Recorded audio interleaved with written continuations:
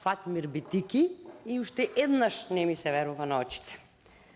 Да беше тука колегата Фатмир Битики, ќе му ги поберав очилата што ги извади на говорница, да ги пробам и јас, можеби исто ќе гледавме на работите. Меѓутоа, може да ми ги донесете, колешке, нема проблем.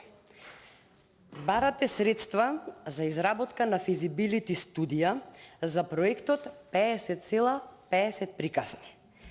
Добро, колеги, зар толку мислите дека сме со кратко помнење? Очигледно да, па мое е да ве демантирам и тоа хронолошки. 29 август 2023 година. Период кога денешниве предлагачи и подписници на овој амандман беа власт која требаше овој проект да го реализира. Цитирам: владата официјално ја најавува иницијативата 50,50 приказни. Донесена е одлука да се формира работна група која треба да направи избор на села, модел на развој и план на финансирање. Одлуката за формирање на работната група, знаете кој ја подпиша? Точно Фатмир Битики. Истиот Фатмир Битики што поднесува денес ист амандман за ист проект кој е со рок на реализација до 2026 година. И денес, кога 2026 година е утре, добиваме амандман со барање средства за физибилити студија. Што значи ова, почитувана македонска јавност?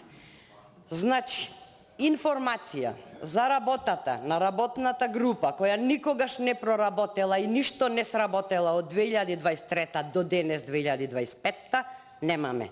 Информација за тоа дали и кои 50 села се мапирани или опфатени со овој проект, немаме. Информација за тоа што се случило со овој проект најавен од 2023, немаме. Ама имаме амандман за она што власта предводена од Социјалдемократскиот сојуз и ДУИ не го завршила, ама денес глуми грижа за туризмот, мислејќи дека и ние пратениците овде и целата македонска јавност е со кратко помнење. Ова значи дека не само што не е завршен проектот онака како што кажале или ветиле, туку воопшто не е ни започнат. Зошто? Затоа што од туризам и туристички раст и развој, владата на Социјалдемократскиот сојуз и ДУИ имаше само најава, очекуваме и ке. Ама, колеги, со најава не се реализираат проекти без работа.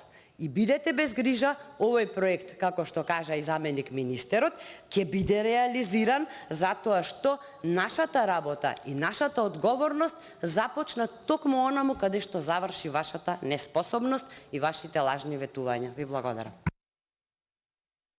Ќе го искористам правото на реплика.